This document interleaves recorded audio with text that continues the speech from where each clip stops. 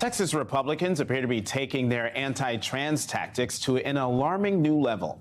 The Washington Post report said in June, the Office of Texas Attorney General Ken Paxton asked the state's Department of Public Safety to provide a list of individuals who had changed their gender on their driver's licenses and other department records.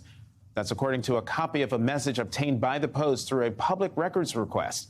A DPS official told the Post that ultimately no data was provided because an accurate count was not possible. It's not clear why Paxton's office sought the information. His office hasn't responded to requests from the Washington Post or NBC. But the implications of what was attempted are chilling. Joining me now, Shannon Minter, legal director at the National Center for Lesbian Rights. Shannon, thank you very much for coming to the Sunday show. So tell us why this request for gender change data on driver's licenses is so alarming. And is it even legal? No, of course not. No, this is crossing a dangerous line. I mean, this is really a chilling escalation of what is now clearly a pattern by Texas state officials targeting and harassing transgender people and their families in this state. As you pointed out, that AG Paxton has offered no explanation for any possible legitimate purpose for requesting this information. And when you think about it, there can't possibly be one. His office investigates and prosecutes. It doesn't make policy, it doesn't legislate, it doesn't do public health research. It's clear that there's one explanation for why he asked for this list, which he did secretly, and it's now thankfully been exposed. And that is because he views transgender Texans as lawbreakers, as criminals, just simply for having the courage to be themselves in this state and to take advantage of a perfectly lawful process to update their ID. It seems to be part of a pattern in Texas, because Texas Republicans have introduced a slew of anti-trans measures, including banning trans youth from participating in sports and going after gender-affirming care. Shannon, you're from Texas. Do you think most people in your state want these measures?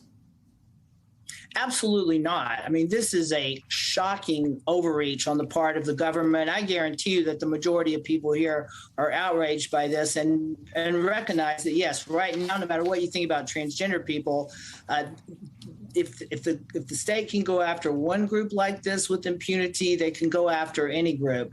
This is a really serious matter, and I hope that the Department of Justice will investigate this.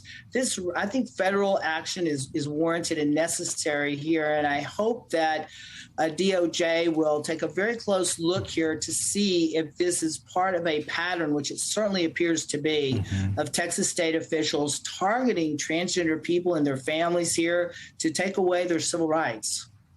You know, some of these anti-trans measures, like sports bans, seem to be aimed at young people. What's your message to the young trans people in Texas this morning?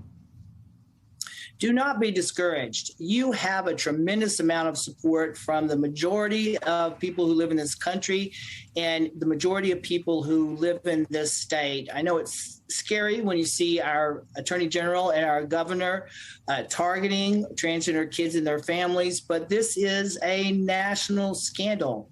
People recognize this is wrong, and it will be corrected. You know, I'm working right now with Equality Texas and the Transgender Education Network of Texas to explore legal options. We will not let this stand.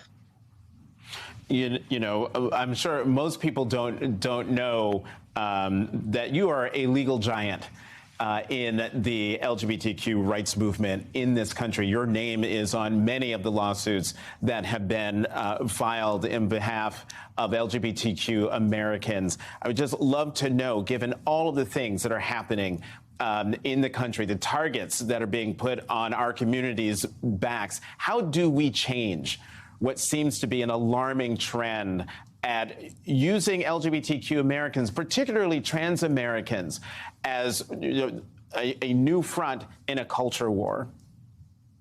Thank you, Jonathan. Look, we just have to go back to basic values. Yes, I've been practicing as a civil rights attorney for 30 years now. I deeply believe in our legal system, in our democracy, in the principle of freedom and equality for all. And I know that most people in this country, most courts, most legislators do as well. So we just cannot lose heart and don't allow these extremists to make us lose our courage and our faith in this country.